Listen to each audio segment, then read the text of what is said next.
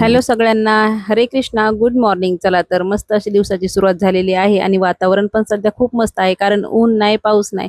पावसाने पण विश्रांती घेतलेली आहे. आज होता संडे, म्हणलं चला थोडंसं फिरून येऊया. आता फिरायला कुठे जायचं, जास्त लांब तर काही जायचं नव्हतं. मग मोबाईलवर थोडंसं सर्च केलं की आजूबाजूला काय आहे. कल्याणच्या पुढे ना शहाड स्टेशन आहे आणि तिथे खूप सुंदर असं बिर्ला मंदिर आहे. आणि जेव्हा युट्यूबवरती बघितलं तेव्हा माहित झालं की इथे तेरे नाम पिक्चरची शूटिंग झालेली आहे. आणि रिक्षावाल्याने पण आम्हाला तेच सांगितलं.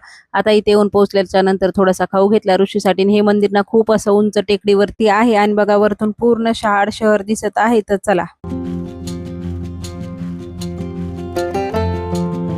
हे मंदिर शहाड स्टेशन पासून अगदी 10 मिनिटाच्या अंतरावर आहे आणि रिक्षाने येण्याची पण काही गरज नाही. पण जेव्हा आपल्याला माहित नसतं, आपण पहिल्यांदा येतो तेव्हा रिक्षानेच येतो. आणि या मंदिराच्या बाहेरच चप्पल ठेवण्यासाठी पण खूप छान अशी व्यवस्था केलेली आहे. तर चला,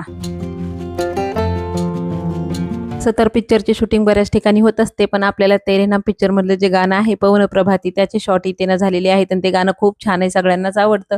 तर आता ह्या मंदिराच्या मी जिथून आले त्या गाभाऱ्यात काही शॉट घेतलेत आणि पायऱ्यावरती. तर चला आता मस्त इथे दर्शन वगैरे घेतली, विठ्ठल रुक्माईचे दर्शन घेतलं. परत इथे लक्ष्मी नारायण आहेत, अजून एक देवी आहे, असे 3-4 देवी देवता इथे आहेत. आणि इथे ना मध्ये असा हॉल आहे, गाभाऱ्यामध्ये पण हॉल आहे आणि बाहेर पण आहे. तर हे शूटिंगसाठीच आय थिंक मंदिर बनवलेलं होतं, पण आता इथे मूर्त्या पण ठेवलेल्या आहेत. तर चला, आम्ही थोडा वेळ आतमध्ये बसलो. आतमध्ये खूप गरमी होत होती म्हणून बाहेर आलो, कारण आता टेकडीवरती चढून यायचं म्हणजे गरमी होणारच. बाहेर मात्र एवढं निसर्गरम्य वातावरण होतं की आजूबाजूने चारी गार्डन आहे आणि हे मंदिर टेकडीवरती असल्यामुळे हवा तरी ते विचारू नका, एवढी थंडगार हवा येते. आजूबाजूने हिरवागार निसर्ग, बसण्यासाठी सोय आणि खूप छान असे नाही ते सिक्युरिटी आहे. तर खूप असं शहरापासून लांब बनवलेलं मंदिर आहे. तर इथे ना गर्दी वगैरे अजिबात नसते, पण मंदिराच्या इथे आजूबाजूला खूप ना पॉझिटिव्ह वाईब्स येते. तर हे मंदिर तर खूपच मोठं आहे आणि आजूबाजूचं जे गार्डन आहे त्याच्यामुळे मंदिराचा लुक तर अजूनच भारी येतो आणि मनाला खूप प्रसन्न वाटतं. आणि त्याच्याच बरोबर तिथली क्लिनिंग, स्वच्छता, अजिबात घाण वगैरे नाहीये. पूर्ण मंदिर स्वच्छ आहे, गार्डन स्वच्छ आहे, आपण कुठेही बसू शकतो.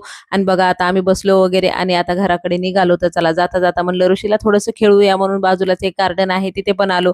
आता इथे खेळण्यासाठी थोडंफार होतं, पण मोठ्या मुलांचं होतं. ऋषी थोडा वेळ तिथे खेळला वगैरे आणि परत आम्ही घराकडे निघालो. तर चला, आता व्हिडिओ आवडला असेल तर लाईक, शेअर, सबस्क्राईब नक्की करा. बाय.